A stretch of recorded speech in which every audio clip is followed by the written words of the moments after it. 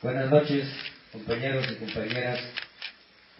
Les va a dar una explicación al compañero subcomandante y subteniente Marcos lo que hemos visto, lo que hemos analizado y lo que hemos decidido.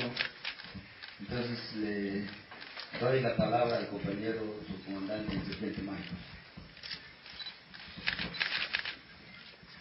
Buenas noches, buenas madrugadas, compañeros y compañeras de la Sexta, compañeros de los medios libres, para avisarles que les están plagiando todo el material que han mandado. La agencia EFE, la BBC de Londres y los medios de paga nacionales. Están poniendo las fotos sin crédito, diciendo que son fotos tomadas de Twitter y otras cosas pues que van a tener que lidiar cuando salgan. Entre la luz y la sombra. En la realidad, planeta Tierra, mayo del 2014. Compañera, compañero, compañeroa. Buenas noches, tardes, días en cualesquiera que sea su geografía, su tiempo y su modo.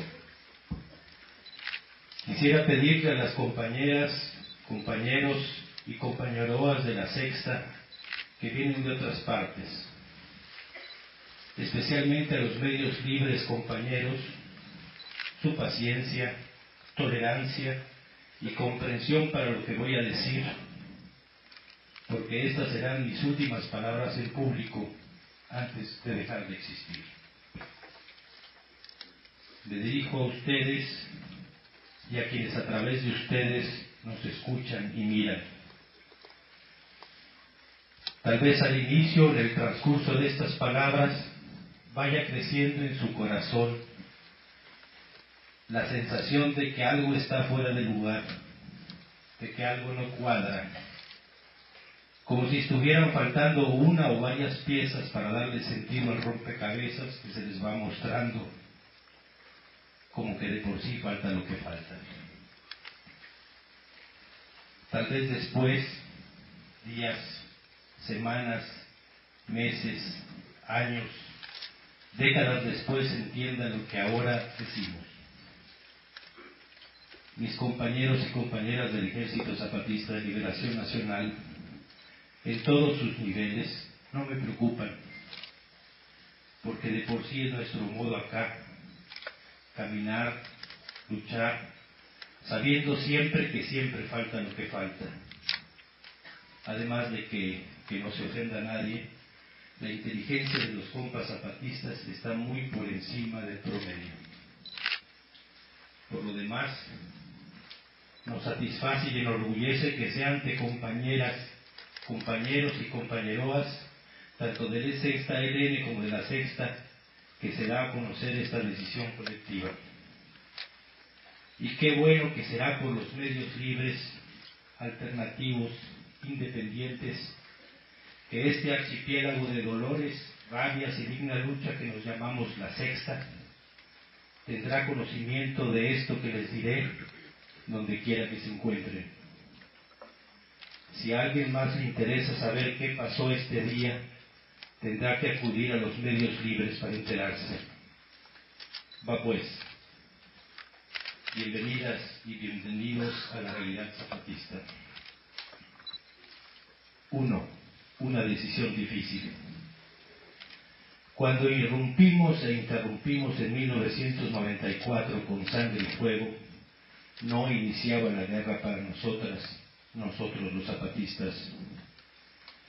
La guerra de arriba, con la muerte y la destrucción, el despojo y la humillación, la explotación y el silencio impuestos al vencido, ya la veníamos padeciendo desde siglos antes.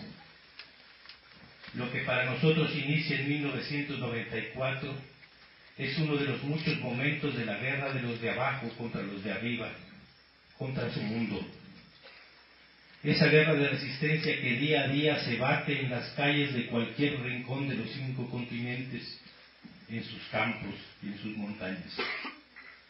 Era y es la nuestra, como la de muchos y muchas de abajo, una guerra por la humanidad y contra el neoliberalismo. Contra la muerte nosotros demandamos vida. Contra el silencio exigimos la palabra y el respeto.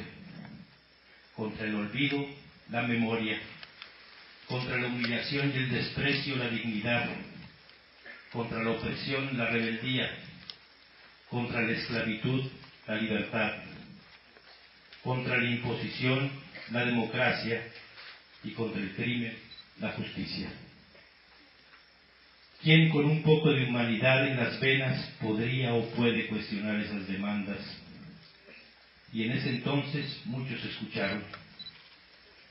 La guerra que levantamos nos dio el privilegio de llegar a oídos y corazones atentos y generosos en geografías cercanas y alejadas. Faltaba lo que faltaba y falta lo que falta, pero conseguimos entonces la mirada del otro, su oído, su corazón. Entonces nos vimos en la necesidad de responder a una pregunta decisiva. ¿Qué sigue? En las tétricas cuentas de la víspera no entraba la posibilidad de plantearnos pregunta alguna, así que esa pregunta nos llevó a otras. Preparar a los que siguen en la ruta de la muerte, formar más y mejores soldados, invertir empeños en mejorar nuestra maltrecha maquinaria de guerra, simular diálogos y disposición para la paz para seguir preparando nuevos golpes, matar o morir como único destino. ¿O debíamos reconstruir el camino de la vida, ese que habían roto y siguen rompiendo desde arriba? El camino no solo de los pueblos originarios, también de trabajadores, estudiantes, maestros, jóvenes, campesinos, además de todas las diferencias que se celebran arriba y abajo se persiguen y se castigan. Debíamos inscribir nuestra sangre en el camino que otros dirigen hacia el poder, o debíamos voltear el corazón y la mirada a los que somos y a los que son lo que somos, es decir, los pueblos originarios, guardianes de la tierra y la memoria. Nadie lo escuchó entonces, pero en los primeros balbuceos que fueron nuestras palabras, advertimos que nuestro dilema no estaba entre negociar o combatir, sino entre morir o vivir. Quien hubiera advertido entonces que ese temprano dilema no era individual, tal vez hubiera entendido mejor lo que ha ocurrido en la realidad zapatista en los últimos 20 años. Pero les decía yo que nos topamos con esa pregunta y ese dilema, y elegimos. Y en lugar de dedicarnos a formar guerrilleros, soldados y escuadrones, preparamos promotores de educación, de salud, y se fueron levantando las bases de la autonomía que hoy maravilla al mundo. En lugar de construir cuarteles, mejorar nuestro armamento, levantar muros y trincheras, se levantaron escuelas, se construyeron hospitales y centros de salud, mejoramos nuestras condiciones de vida. En lugar de luchar por ocupar un lugar en el Partenón de las muertes individualizadas de abajo, elegimos construir la vida. Esto en medio de una guerra que no por sorda era menos letal. Porque, compas, una cosa es gritar no están solos, y otra enfrentar solo con el cuerpo una columna blindada de tropas federales, como ocurrió en la zona de los Altos de Chiapas.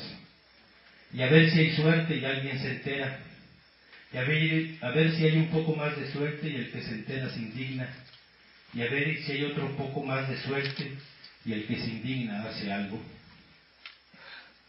En el entretanto, las tanquetas son frenadas por las mujeres zapatistas y a falta de parque fue con mentadas de madre y piedras que la serpiente de acero tuvo que echarse para atrás.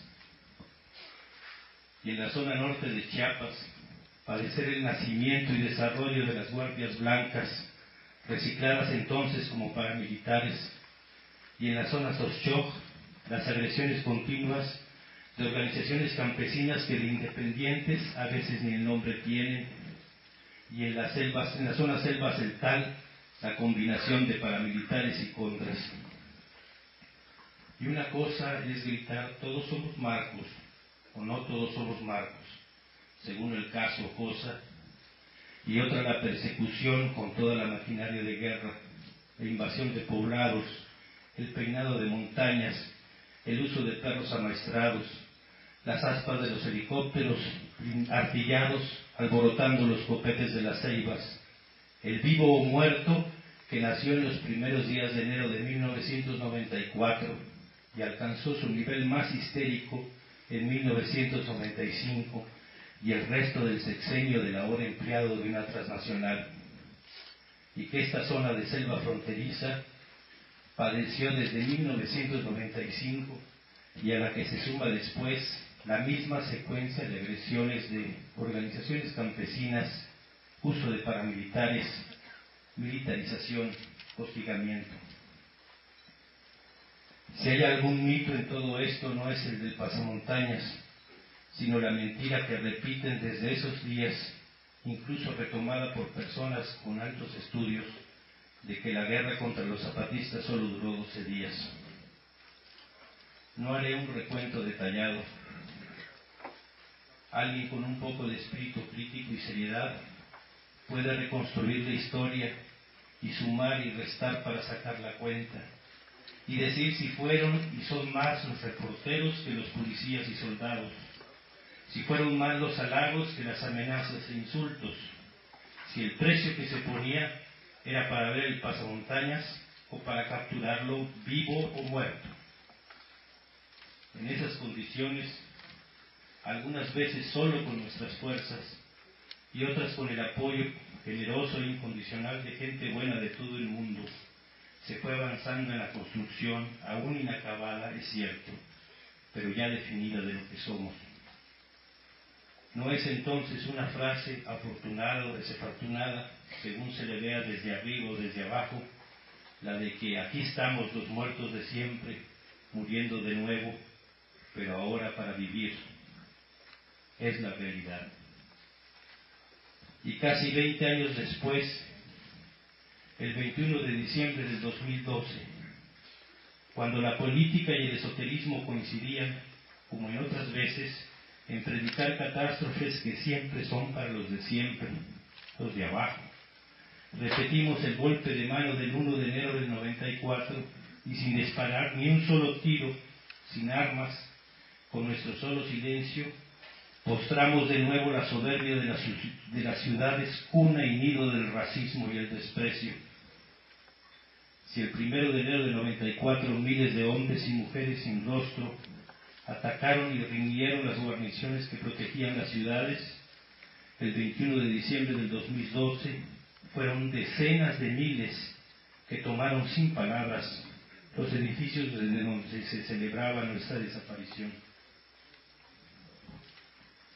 El solo hecho inapelable de que el EZLN no solo no se había debilitado, mucho menos desaparecido, sino que había crecido cuantitativa y cualitativamente, hubiera bastado para que cualquier mente medianamente inteligente se diera cuenta de que en esos 20 años algo había cambiado al interior del EZLN y de las comunidades.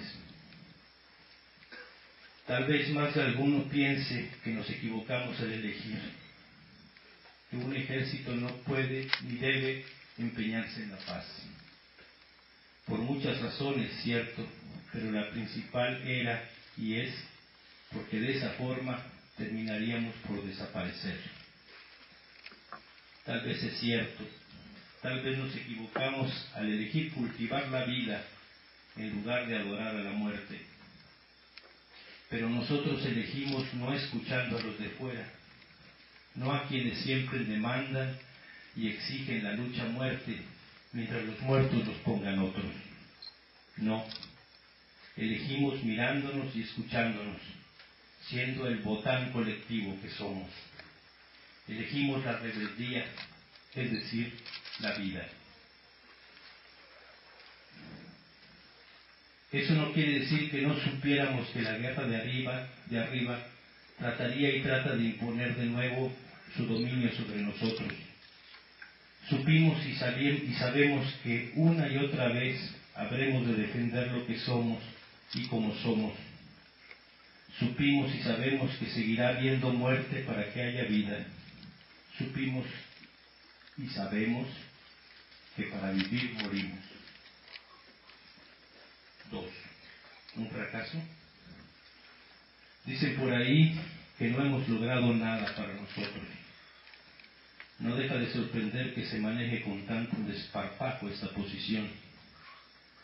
Piensan que los hijos e hijas de las comandantes y comandantes debieran disfrutar de viajes al extranjero, de estudios en escuelas privadas y luego de altos puestos en la empresa o en la política. Que en lugar de trabajar la tierra para arrancarle con sudor y empeño el alimento, deberían lucirse en las redes sociales, divirtiéndose en los antros, exhibiendo lujos. Tal vez los subcomandantes deberían procrear y heredar a sus descendientes los cargos, las prebendas, los templetes, como hacen los políticos de todo el espectro. Tal vez deberíamos, como los dirigentes de la ciudad histórica y de otras organizaciones campesinas, recibir privilegios y paga en proyectos y apoyos, quedarnos con la mayor parte y dejar a las bases solo unas migajas a cambio de que cumplan las órdenes criminales que vienen de más arriba. Pero es cierto, no hemos logrado nada de eso para nosotros. Difícil creer que 20 años después de aquel nada para nosotros, resultara que no era una consigna, una frase buena para carteles y canciones, sino una realidad, la realidad. Si el ser consecuente es un fracaso, entonces la incongruencia es el camino del éxito, la ruta al poder. Pero nosotros no queremos ir para allá, no nos interesa. En esos parámetros preferimos fracasar que triunfar. 3. El relevo. En estos 20 años ha habido un relevo múltiple y complejo en el EZLN. Algunos han advertido solo el evidente, el generacional. Ahora están haciendo la lucha y dirigiendo la resistencia quienes eran pequeños o no habían nacido al inicio del alzamiento. Pero algunos estudiosos no se han percatado de otros relevos, el de clase, del origen clase mediero ilustrado al indígena campesino, el de raza, de la dirección mestiza a la dirección netamente indígena, y el más importante, el relevo de pensamiento, del vanguardismo revolucionario al mandar obedeciendo, de la toma del poder de arriba a la creación del poder de abajo, de la política profesional a la política cotidiana, de los líderes a los pueblos, de la marginación de género a la participación directa de las mujeres, de la burla a lo otro a la celebración de la diferencia.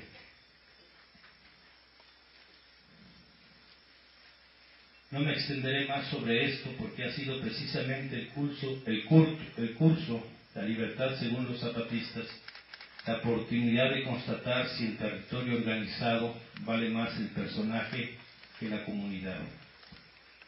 En lo personal, no entiendo por qué gente pensante que afirma que la historia la hacen los pueblos se espante tanto ante la existencia de un gobierno del pueblo donde no aparecen los especialistas en ser gobierno. ¿Por qué les da terror el que sean los pueblos los que manden, los que dirijan sus pasos propios? ¿Por qué mueven la cabeza con desaprobación frente al mandar obedeciendo? El culto al individualismo encuentra en el culto al vanguardismo su extremo más fanático. Y ha sido eso precisamente el que los indígenas manden y que ahora un indígena sea el vocero y jefe, lo que los aterra, lo que los aleja, y finalmente se van para seguir buscando a alguien que precise de vanguardias, de caudillos y líderes, porque también hay racismo en la izquierda, sobre todo en la que se pretende revolucionaria.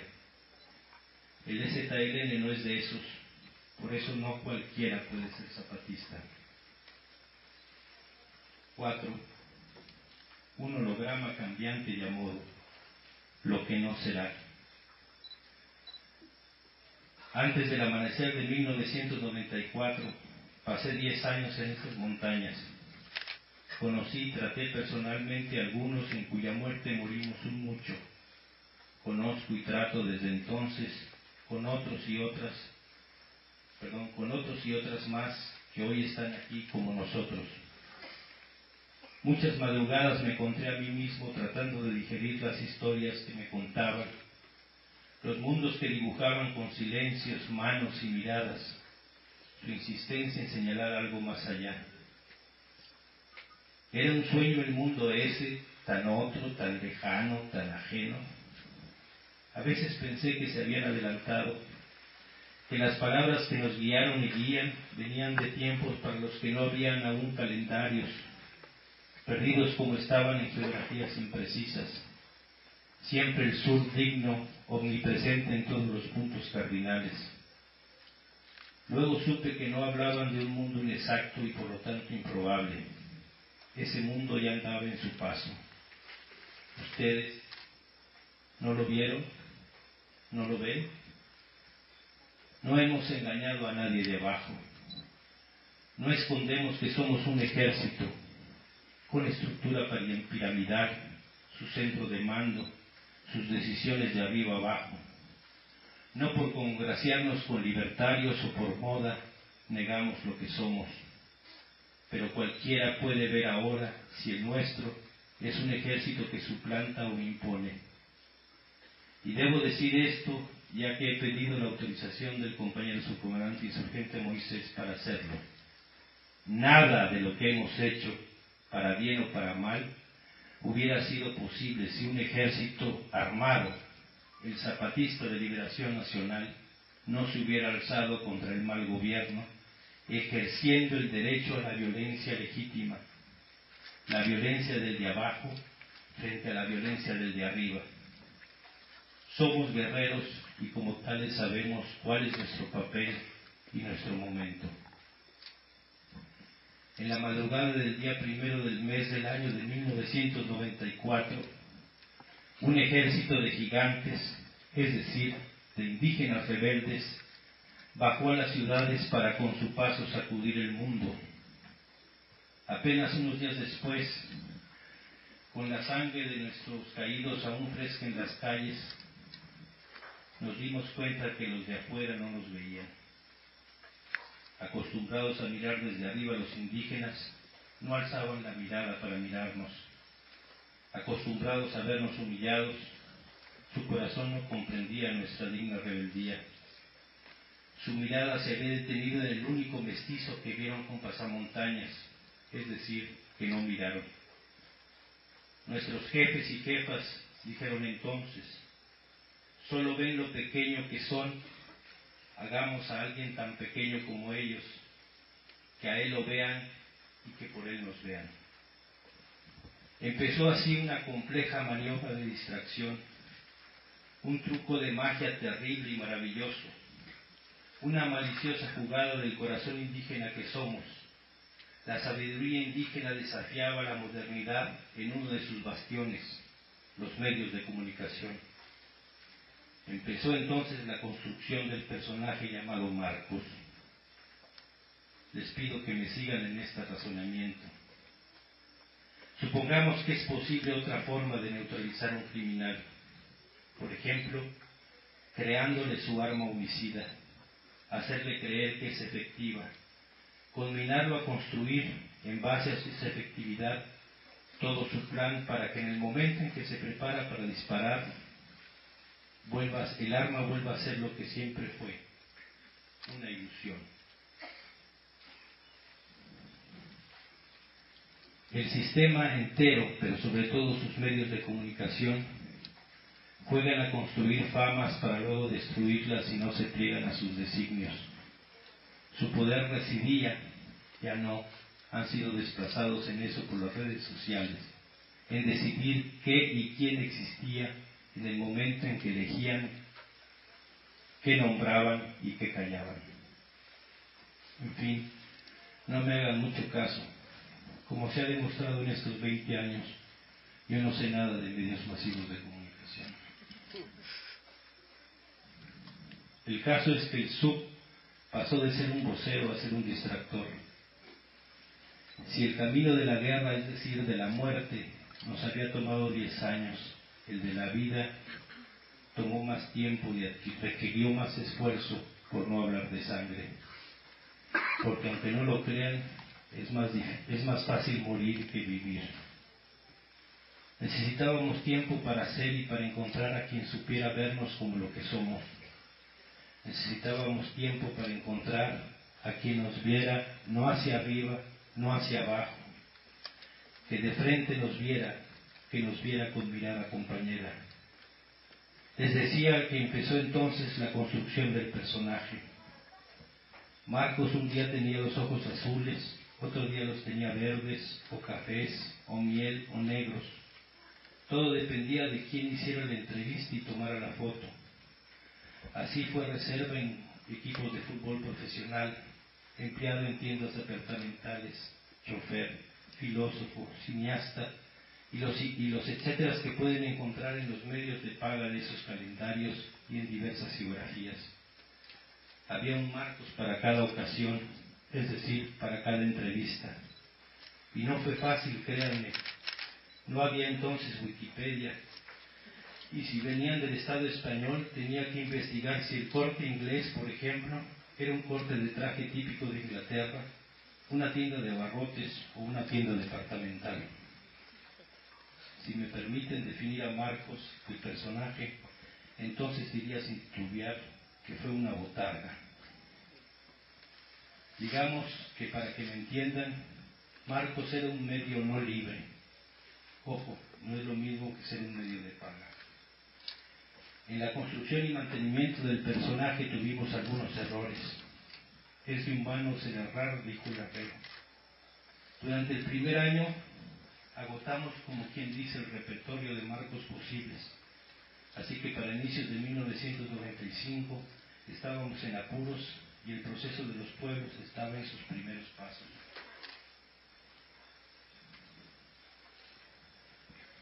Así que en 1995 ya no sabíamos cómo hacerle. Pero entonces es cuando Cedillo, con el pan de la mano, descubre a Marcos con el mismo método científico con que encuentra osamentas, es decir, por delación esotérica. La historia del Tampiqueño nos dio aire, aunque el fraude posterior de la pacta de Lozano nos hizo temer de que la prensa de paga cuestionara también el desenmascaramiento de Marcos y descubriera que era un fraude más. Afortunadamente no fue así. Como esa, los medios de paga siguieron tragando otras ruedas de molinos semejantes. Un tiempo después, el Tampiqueño llegó a esas tierras. Junto con el subcomandante insurgente Moisés, hablamos con él. Le ofrecimos entonces dar una conferencia conjunta. Así podría él librarse de la persecución, puesto que sería evidente que no eran Marcos y él la misma persona. No quiso. Vino a vivir acá. Salió algunas veces y su rostro puede encontrarse en las fotografías de los velorios de sus padres. Si quieren pueden entrevistarlo. Ahora vive en una comunidad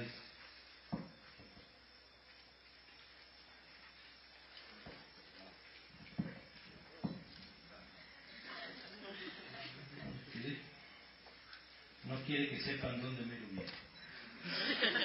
No diremos nada más para que él, si así lo desea algún día, pueda contar la historia que vivió desde el 9 de febrero de 1995.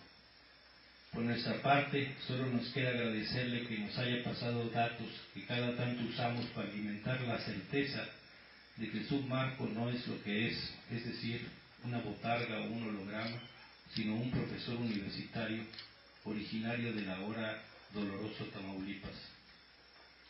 En el entretanto seguimos buscándolos a ustedes, a quienes ahora están aquí y a quienes no están aquí pero están. lanzamos una y otra iniciativas para encontrar al otro, a la otra, al otro compañero. Diferentes iniciativas tratando de encontrar la mirada y el oído que necesitamos y merecemos. En el entretanto, seguía el avance de los pueblos y el relevo del que se les ha hablado mucho o poco, pero que se puede constatar directamente y sin intermediarios. En la búsqueda de lo otro, uno y otra vez fracasamos. A quien encontrábamos, o nos quería dirigir, o quería que lo dirigiéramos. Había quienes se acercaban y lo hacían con el afán de usarnos, o para mirar hacia atrás, sea con la nostalgia antropológica, sea con la nostalgia militante. Así que para unos éramos comunistas, para otros trotskistas, para otros anarquistas, para otros maoístas, para otros milenaristas, y ahí les dejo varios istas para que pongan lo que sea de su conocimiento. Así fue hasta la sexta declaración de la Selva Lacandona, la más audaz y la más zapatista de las iniciativas que hemos lanzado hasta ahora. Con la sexta al fin hemos encontrado quien nos mira de frente y nos saluda y abraza, y así se saluda y abraza. Con la sexta al fin nos encontramos a ustedes. Por fin, alguien que entendía que no buscábamos ni pastores que nos guiaran, ni rebaños a los cuales conducir a la tierra prometida, ni amos ni esclavos, ni caudillos ni masas sin cabeza. Pero faltaba ver si era posible que miraran y escucharan lo que siendo somos. Al interior, el avance de los pueblos había sido impresionante. Entonces vino el curso La Libertad según los y las zapatistas. En 3 vueltas nos dimos cuenta de que ya había una generación que podía mirarnos de frente, que podía escucharnos y hablarnos sin esperar guía o liderazgo, ni pretender sumisión o seguimiento. Marcos, el personaje, ya no era necesario. La nueva etapa en la lucha zapatista estaba lista. Pasó entonces lo que pasó, y muchas y muchos de ustedes, compañeras y compañeros de la sexta, lo conocen de manera directa. Podrán decir luego que lo del personaje fue ocioso, pero una revisión honesta de esos días dirá de cuántas y cuántos voltearon a mirarnos con agrado o desagrado por los desfiguros de una botarga. Así que el relevo de mando no se da por enfermedad o muerte, ni por desplazamiento interno, purga o depuración. Se da lógicamente de acuerdo a los cambios internos que ha tenido y tiene el EZLN. Sé que esto no cuadra con los esquemas cuadrados que en los distintos arriba hay, pero eso la verdad nos tiene sin cuidado. Y si esto arruina la perezosa y pobre elaboración de los rumórlogos y zapatólogos de Jovel, pues ni modos. Ni estoy ni he estado enfermo, ni estoy ni he estado muerto. O sí, aunque tantas veces me mataron, tantas veces me morí y de nuevo estoy aquí. Si alentamos estos rumores fue porque así convenía. El último gran truco del holograma fue simular enfermedad terminal e incluso todas las muertes que dicen que he padecido. Por cierto, lo de si su salud se lo permite, que el subcomandante insurgente Moisés usó en el comunicado anunciando la confrontación con el CNI, era un equivalente a el si el público lo pide, si las encuestas me favorecen o si Dios me da licencia, u otros lugares comunes que han sido la muletilla en la clase política en los últimos tiempos. Si me permiten un consejo, deberían cultivar un poco el sentido del humor, no solo por salud mental y física, también porque sin sentido del humor no van a entender al zapatismo, y el que no entiende juzga, y el que juzga condena. En realidad, esa ha sido la parte más sencilla del personaje. Para alimentar el rumor solo fue necesario decirle a algunas personas en específico: te voy a decir un secreto, pero prométeme que no se lo vas a contar a nadie. Por Por supuesto que lo contaron. Los principales colaboradores involuntarios del rumor de enfermedad y muerte han sido los expertos en zapatología, que en la soberbia Jovel y en la caótica Ciudad de México presumen su cercanía con el zapatismo y el profundo conocimiento que de él tienen. Además, claro, de los policías que también cobran como periodistas, de los periodistas que también cobran como policías y de los periodistas que solo cobran y mal como periodistas. Gracias a todos y a todas ellos y ellas. Gracias por su discreción. Hicieron exactamente como suponíamos que iban a hacer. Lo único malo de todo esto es que dudo que ahora alguien desconfíe en ningún secreto. Es nuestra convicción y nuestra práctica que para rebelarse y luchar no son necesarios ni líderes, ni caudillos, ni mesías, ni salvadores. Para luchar solo se necesita un poco de vergüenza, un tanto de dignidad y mucha organización. Lo demás o sirve al colectivo o no sirve. Ha sido particularmente cómico lo que el culto al individuo ha provocado en los politólogos y analistas de arriba. Ayer dijeron que el futuro de este pueblo mexicano dependía de la alianza de dos personalidades. Antier dijeron que Peña Nieto se independizaba de Salinas de Gortari, sin darse cuenta de que entonces, si criticaban a Peña Nieto, se ponían del lado de Salinas de Gortari, y que si criticaban a este último, apoyaban a Peña Nieto. Ahora nos dicen que hay que optar por un bando en la lucha de arriba por el control de las telecomunicaciones. Así que o estás con Slim o estás con Azcárraga y Salinas. Y más arriba, o estás con Obama o con Putin. Quienes arriba suspiran y miran pueden seguir buscando su líder. Pueden seguir pensando que ahora sí se van a respetar los resultados electorales. Que ahora sí Slim va a apoyar la opción electoral de izquierda. Que ahora sí en Game of Thrones van a aparecer los dragones y las batallas. Que ahora sí en la serie televisiva de Walking Dead, Kidman se va a pegar al cómic. Que ahora sí las herramientas hechas en China no se van a quebrar a la primera vuelta, que ahora el fútbol sí va a ser deporte y no negocio. Y sí, puede ser que en algunos de los casos sí le atinen, pero no hay que olvidar que en todos ellos son meros espectadores, es decir, consumidores pasivos. Este parche ya me tiene de 7 meses así.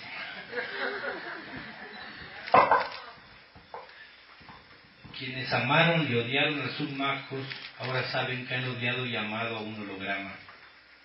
Sus amores y odios han sido pues inútiles, estériles, vacíos, huecos. No habrá entonces casa, museo o placas de metal en donde nací y crecí. No habrá quien viva de haber sido el subcomandante Marcos, ni se le dará su nombre ni su cargo. No habrá viajes todo pagado para dar prácticas en el extranjero. No habrá traslado ni atención en hospitales de lujo. No habrá viudas ni herederos.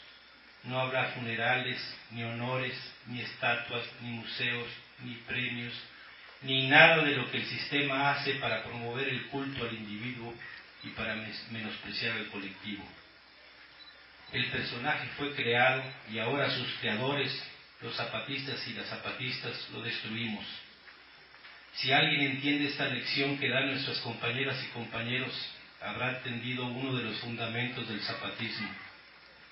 Así que en los últimos años ha pasado lo que ha pasado. Entonces vimos que la botarga, el personaje, el holograma, pues, ya no era necesario. Una y otra vez planeamos y una y otra vez esperamos el momento indicado, el calendario y la geografía precisas para mostrar los que en verdad somos a quienes son en verdad. Entonces llegó Galeano con su muerte a marcarnos la geografía y el calendario. Aquí, en la realidad, ahora, en el dolor y la rabia. 5. El dolor y la rabia, susurros y gritos. Cuando llegamos al caracol aquí en la realidad, Sin que nadie nos lo dijera, empezamos a hablar en susurros. Quedo hablaba nuestro dolor, Quedita nuestra rabia, como si tratáramos de evitar que el galiano lo ahuyentaran los ruidos, los sonidos que le eran ajenos, como si nuestras voces y pasos lo llamaran. Espera, compa, decía nuestro silencio. No te vayas, susurraban las palabras. Pero hay otros dolores y otras rabias. Ahora mismo en otros rincones de México y del mundo, un hombre, una mujer, una u otra, un niño, una niña, un anciano, una anciana, una memoria es golpeada a mansalva, rodeada por el sistema hecho crimen voraz, es garroteada, macheteada, baleada, rematada, arrastrada entre burlas, abandonada, recuperado y velado su cuerpo, enterrada su vida. Solo algunos nombres. Alexis Benumea, asesinado en el Estado de México. Francisco Javier Cortés, asesinado en el Estado de México. Juan Vázquez Guzmán, asesinado en Chiapas. Juan Carlos Gómez Silvano, asesinado en Chiapas. El compa Cuy, asesinado en el Distrito Federal. Carlos Giuliani, asesinado en Italia. Alexis Grigoropoulos, asesinado en Grecia. Wali Wahdi al-Ramaji, asesinado en un campo de refugiados en la ciudad circunstánea de Ramallah, 14 años, asesinado de un tiro en la espalda desde un puesto de observación del ejército israelí. No había marchas, ni protestas, ni nada en la calle. Matías Valentín Catrileo Quesada, mapuche, asesinado en Chile. Teodulo Torres Soriano, compa de la Sexta, desaparecido en la Ciudad de México. Guadalupe Jerónimo y Urbano Macías, comuneros de Cherán, asesinados en Michoacán. Francisco de Asís Manuel, desaparecido en Santa María Ostula. Javier Martínez Robles, desaparecido en Santa María Ostula. Gerardo Vera Orsino, desaparecido en Santa María Ostula. Enrique Domínguez Macías, desaparecido en Santa María Ostula. Martín Santos Lunes, desaparecido en Santa María Ostula. Pedro Leiva Domínguez, asesinado en Santa María Ostula. Diego Ramírez Domínguez, asesinado en Santa María Ostula. Trinidad de la Cruz Crisóstomo, asesinado en Santa María Ostula. Crisóforo Sánchez Reyes, asesinado en Santa María Ostula. Teódulo Santos Girón, desaparecido en Santa María Ostula. Longino Vicente Morales, desaparecido en Guerrero. Víctor Ayala Tapia, desaparecido en Guerrero. Jacinto López Díaz el Jaci, asesinado en Puebla. Bernardo Vázquez Sánchez, asesinado en Oaxaca. Jorge Alexis Herrera, asesinado en Guerrero. Gabriel Echeverría, asesinado en Guerrero. Edmundo Reyes Amaya, desaparecido en Oaxaca. Gabriel Alberto Cruz Sánchez, desaparecido en Oaxaca. Juan Francisco Sicilia Ortega, asesinado en Morelos. Ernesto Méndez Salinas, asesinado en Morelos. Alejandro Chao Barona, asesinado en Morelos. Sara Robledo, asesinada en Morelos. Juventina Villa Mojica, asesinada en Guerrero. Reinaldo Santana Villa, asesinado en Guerrero. Catarino Torres Pereda, asesinado en Oaxaca.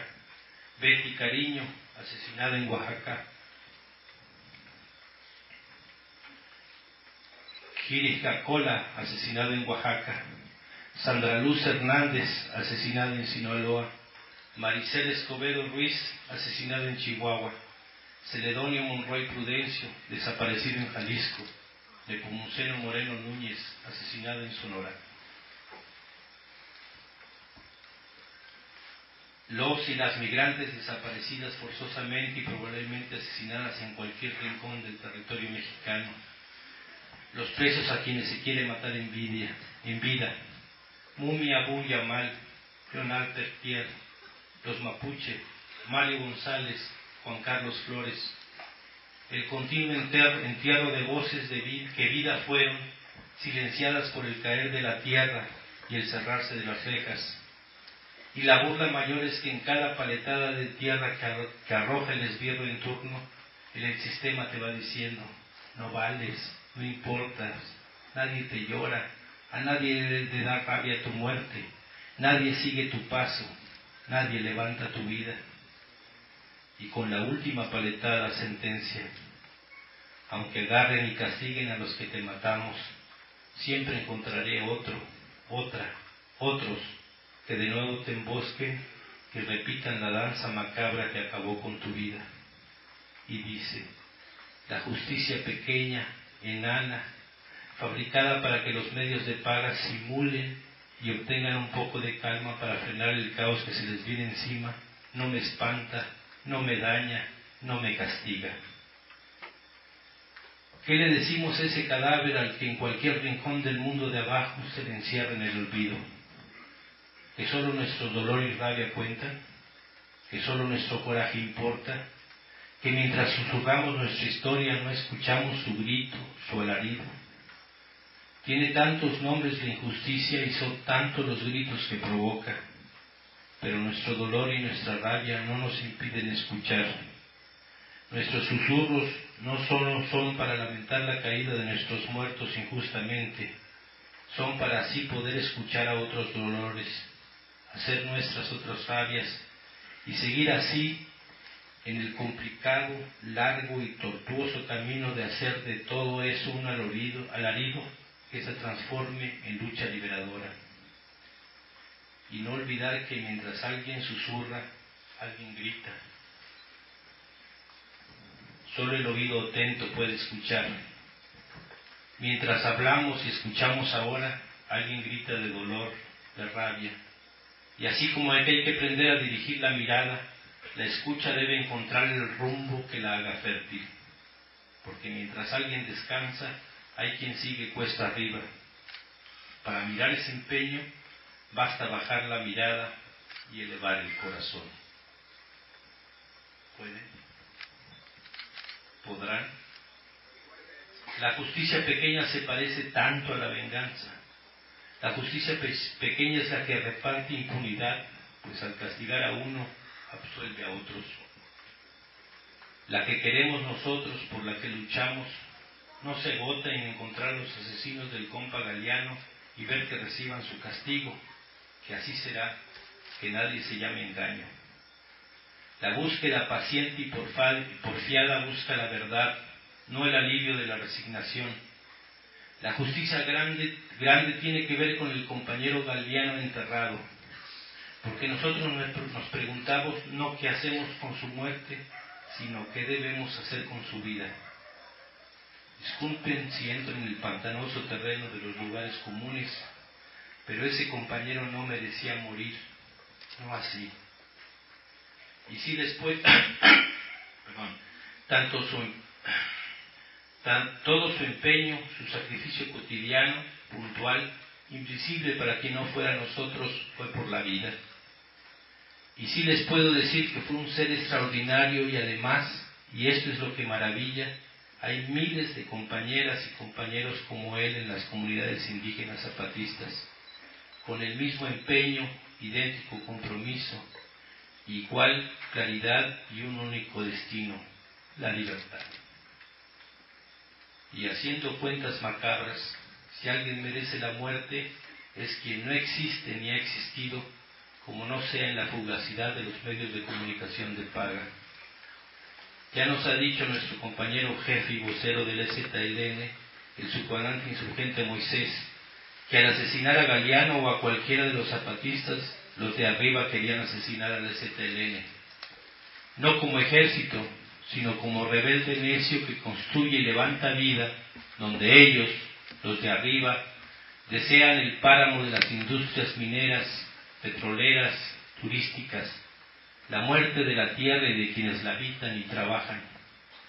Ya ha dicho que hemos venido como Comandancia General del Ejército Zapatista de Liberación Nacional a desenterrar a Galiano. Pensamos que es necesario que uno de nosotros muera para que Galiano viva. Y para que ese impertinente que es la muerte quede satisfecha, en su lugar de Galiano ponemos otro nombre para que Galiano viva y la muerte se lleve no una vida, sino un nombre solamente, unas letras vaciadas de todo sentido, sin historia propia, sin vida. Así que hemos decidido que Marcos deje de existir hoy. Lo llevarán de la mano Sombra el guerrero y Lucecita para que no se pierda en el camino. Don Durito se irá con él, lo mismo que el viejo Antonio. No lo extrañarán las niñas y niños que antes se juntaban para escuchar sus cuentos, pues ya son grandes, ya tienen juicio, ya luchan como el que más por la libertad, la democracia y la justicia, que son la tarea de cualquier zapatista. El gato perro y no un cisne entonará ahora el canto de despedida. Y al final, quienes entiendan, sabrán que no se va quien nunca estuvo, ni muere quien no ha vivido. Y la muerte será engañada por un indígena con el nombre de Galiano en la lucha, y en esas piedras que han colocado en su tumba, volverá a andar y a enseñar a quien se deje lo básico del zapatismo, es decir, no venderse, no rendirse, no claudicar. La muerte, como si no fuera evidente que a los de arriba los libera de toda corresponsabilidad, más allá de la oración fúnebre, el homenaje gris, la estatua estéril, el museo controlador. A nosotros la muerte nos compromete por lo que tiene de vida. Así que aquí estamos, burlando a la muerte en la realidad. Dicho lo anterior, siendo las 2:08 en el frente de combate suroriental del EZLN, declaro que deja de existir el conocido como subcomandante insurgente Marcos, el autodenominado subcomandante de acero inoxidable. Eso es, por mi voz ya no hablará la voz del Ejército Zapatista de Liberación Nacional. Vale, salud y hasta nunca, o hasta siempre. Quien entendió sabrá que eso ya no importa y que nunca ha importado. Desde la realidad zapatista, subcomandante insurgente Marcos, México, 24 de enero del 2014. Postdata 1. Game is over. Postdata 2. Jaque mate. Postdata 3. Tuche. Postdata 4. Ahí se ven raza y manden tabaco. Postdata 5. Así que esto es el infierno. Ese piporro, Pedro, José Alfredo. ¿Cómo? ¿Por machistas? No lo creo, si yo nunca. Postdata 5. O sea, como quien dice, sin la botarga, ¿ya puedo andar desnudo? Postdata 7. Oigan, está muy oscuro acá. Necesito una lucecita.